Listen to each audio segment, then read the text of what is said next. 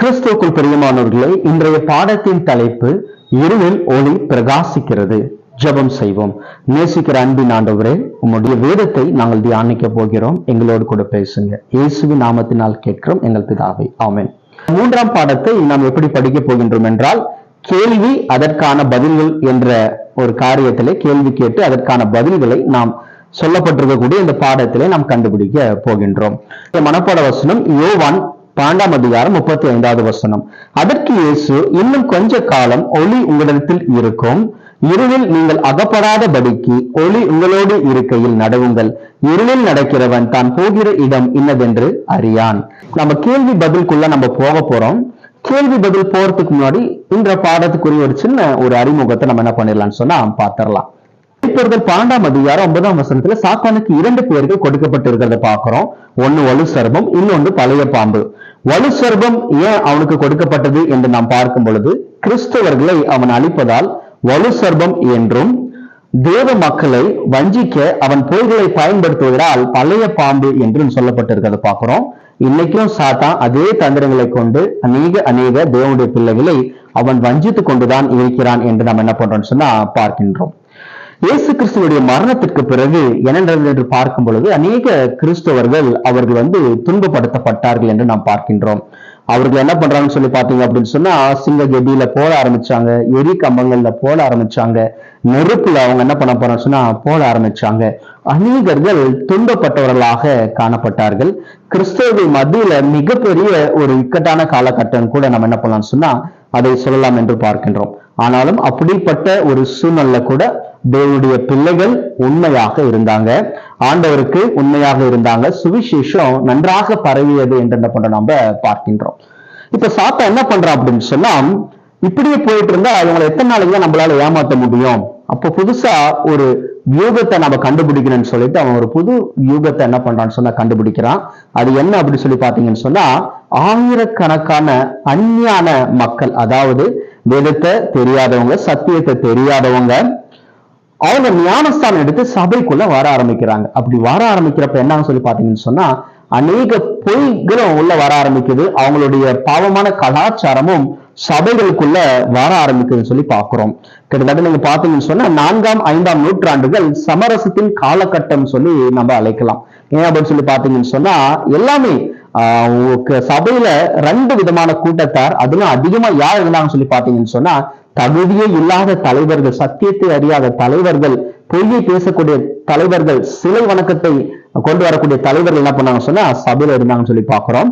அப்படிப்பட்ட காலகட்டத்திலையும் தேவனுடைய பிள்ளைகள் உண்மையாக இருந்தாங்க. மிக முக்கியமாக தேவன் அவர்களோடு கூட இருந்தார் என்று என்ன பண்றோம் நம்ம பார்க்கின்றோம். சரி, இப்ப நம்ம என்ன பண்ணோம் அப்படின்னு சொன்னா, பாடத்தில் உள்ள கேள்விகளும் அதற்கான பதில்களும் நம்ம என்ன பண்ண போறோம்னு சொன்னா பாடத்துல இருந்து நம்ம என்ன பண்ண போறோம் பார்க்க போகின்றோம்.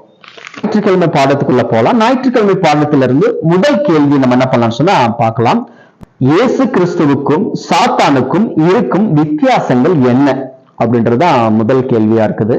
உண்மையிலே இதுக்கான பதில் உங்களுக்கு தெரிஞ்சிருச்சுன்னு சொன்னா நீங்க கமெண்ட் செக்ஷன்ல நீங்க என்ன பண்ணுங்க சொன்னா உங்களுடைய பதில நீங்க என்ன பண்ணுங்க பதிவிடுங்க. எல்லா கேள்விக்கும் உங்களுக்கு தெரிந்த பதில்களை நீங்க என்ன பண்ணுங்க சொன்னா பதிவிடுங்க. சோ இதுக்கான பதில் என்ன அப்படின்னு சொல்லி நம்ம கேட்டோம் அப்படின்னு சொன்னா 2 வசனம் வேதாகமத்துல இருந்து நம்ம வாசிக்கலாம். யோவான் 14ஆம் அதிகாரம் 6ஆம் வசனத்துல வாசிக்கிறப்ப இயேசு கிறிஸ்து சொல்றாரு, நானே வழியும் சத்தியமும் ஜீவனுமா இருக்கிறேன். இயேசு கிறிஸ்து ஜீவனின் அதிகாரியா இருக்கிறாரு, சத்தியத்தின் அஸ்திவார அதிகாரியா இருக்கிறாரு. அவர்கிட்ட இருள் இல்ல, ஒளி இருக்கு, வெளிச்சம் இருக்கு.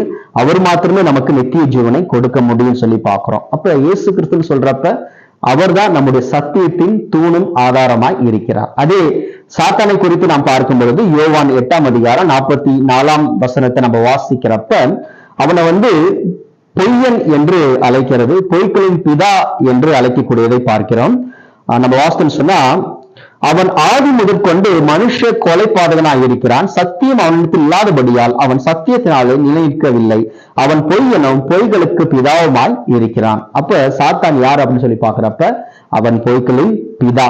அப்ப இந்த 2 பேருக்கு வித்தியாசம் என்ன? குணம், கேரக்டர் பாத்தீங்கன்னா தேவன் கிட்ட இருக்கிற அந்த குணம் சாத்தானுக்கு அப்படியே ஆப்போசிட்டா இருக்கிறத பாக்குறோம். இன்னைக்கு இந்த தேவனுடைய பிள்ளைகளை இதே யுகத்தை வச்சுதான் அவன் வஞ்சிக்கிறவனா இருக்கிறான். இரண்டாவது கேள்வி என்ன பண்ணலாம்னு சொன்னா ஞாயிற்றுக்கிழமை பாடத்துல பார்க்கலாம். சாத்தான் நாம் எதை தெரிந்து கொள்ளவே கூடாது என்று நினைக்கிறான், அதை எப்படி சபைகளில் கொண்டு வந்தான்?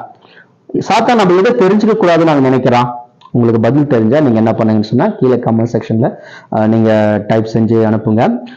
எது தெரிஞ்சுக்க கூடாது யோசித்து பாத்தீங்க அப்படின்னு சொன்னா, நம்ம சத்தியத்தை தெரிந்து கொள்ள கூடாதுன்னு சொல்லி சாத்தான் நினைக்கிறான். ஏன் அப்படின்னா யோவான் 8:32 வாசிக்கிறப்ப சத்தியத்தை அறிவீர்கள், சத்தியம் உங்களை விடுதலையாக்கும்.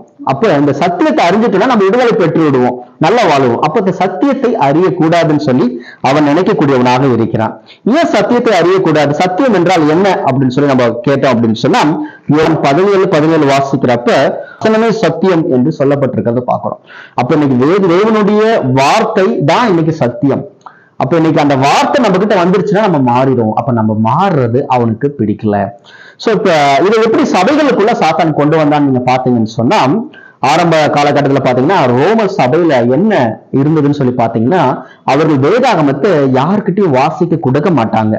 அவங்களுக்கு இஷ்டமானதை அவங்க போதிக்க ஆரம்பிச்சாங்க. அதுவும் தலைவர்கள் என்ன பண்ண ஆரம்பிச்சாங்கன்னு சொன்னா அவங்களுக்கு பிரியமான காரியங்களை போதிக்க ஆரம்பித்தார்கள் என்று பார்க்கின்றோம். அந்த காலகட்டத்துல வேதாகமம் யாருடைய கையிலுமே கிடைக்கவில்லை. அப்ப சாத்தான் இப்படிப்பட்ட ஒரு வியூகத்தை கொண்டு வந்து தேவனுடைய பிள்ளைகளை அவன் வஞ்சிக்க ஆரம்பித்தான்.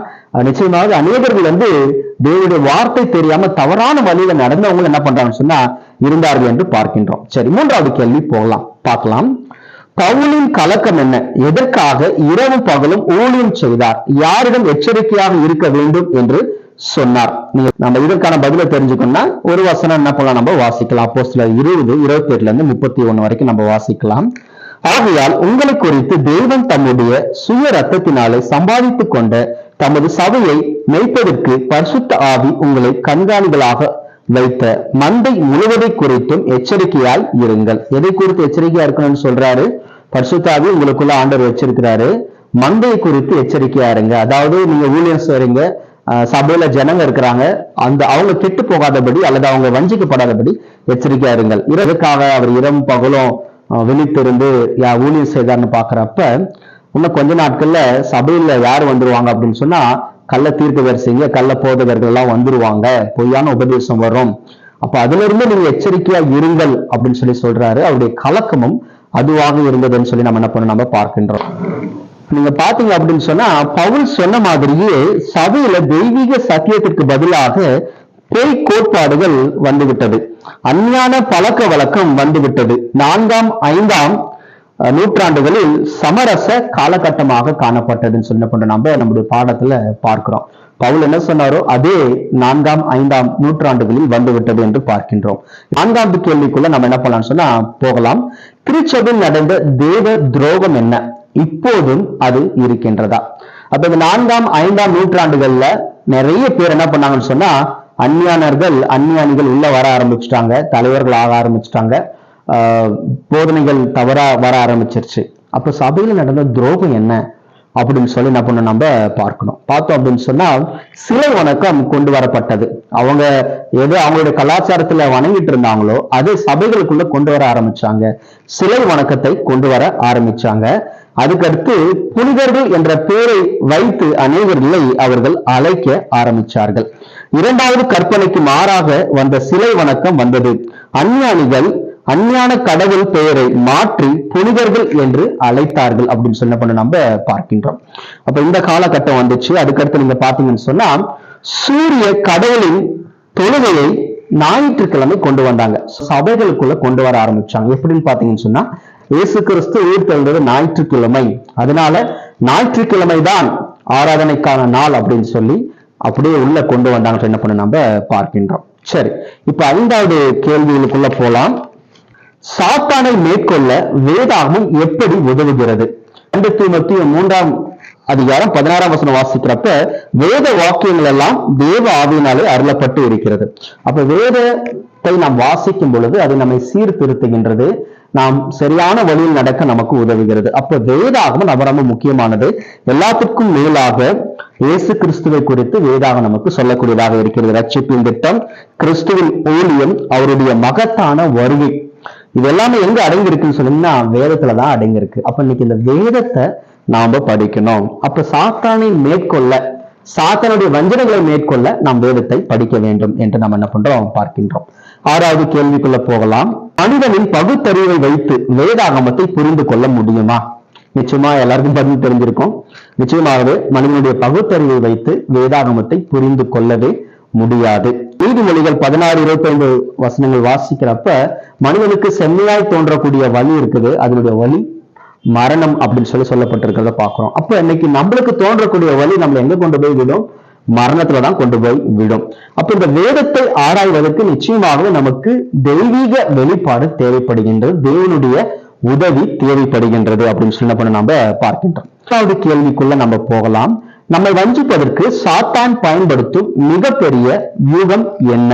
சாத்தான் பயன்படுத்தக்கூடிய வழி என்ன, திட்டம் என்னன்னு சொல்லி பார்த்தீங்க அப்படின்னு சொன்னா, வேதத்தை புரிந்து கொள்ள கூடாது. நம்ம அப்ப சாத்தான் என்ன நினைக்கிறா அப்படின்னு சொன்னா, உனக்கு வேதத்தை புரிஞ்சுக்கிறதுக்கு உனக்கு பரிசுத்தாவினுடைய உதவி தேவை கிடையாது, நீயே நல்ல தாளந்து உள்ளவனா இருக்கிற, உனக்கே நிறைய ஞானம் இருக்குது, பகுத்தறிவு இருந்தா போதும், பரிசுத்தாவினுடைய உதவி உனக்கு தேவையில்லை அப்படின்னு சொல்லிட்டு தான் என்ன பண்றான்னு சொன்னா, அது மிகப்பெரிய ஒரு திட்டமா இருக்குது. இன்னைக்கு நிறைய படிச்சவங்களா இருக்கட்டும், நிறைய தெரிஞ்சவங்களா இருக்கட்டும், இன்னைக்கு வேதத்தை அவங்களுடைய சொந்த இல்லதான் என்ன பண்றாங்கன்னா, நிறைய பேரு அவங்க மொழியாக்கம் செய்யறத பாக்குறோம். ஆனா பரிசுத்த ஆவி தேவையில்லைன்னு நம்ம என்னைக்கு நினைக்கிறோமோ வேதத்தை நம்மளால புரிஞ்சிக்க முடியாது. மனக்குருடு என்றால் என்ன? 2 கொரிந்தியர் 4:3-6 சொல்லும் அர்த்தம் என்ன?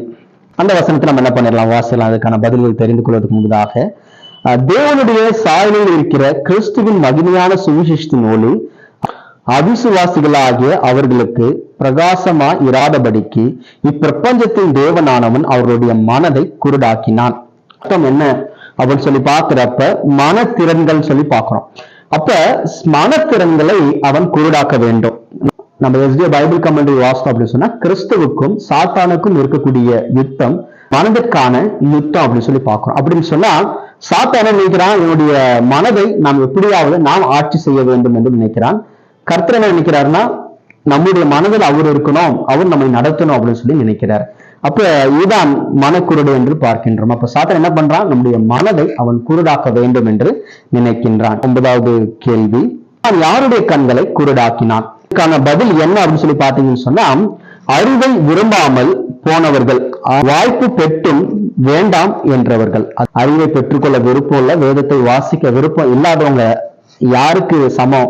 யாருடைய கண்களை குருடாக்கினானா அப்படிப்பட்டவங்களுடைய கண்களை அவன் என்ன பண்ணான்னு சொன்னா குருடாக்கினான் என்று பார்க்கின்றோம். இன்னைக்கு நம்மளுக்கு வேதத்தின் சத்தியம் வெளிப்படுத்தப்பட்டு இருக்குன்னா அதை நம்ம ஏற்றுக்கொள்ளணும். அடுத்த கேள்வி, சுவிசேஷ ஒளி நம்ம எப்படி இருளில் இருந்து வெளிச்சத்திற்கு கொண்டு வருகிறது?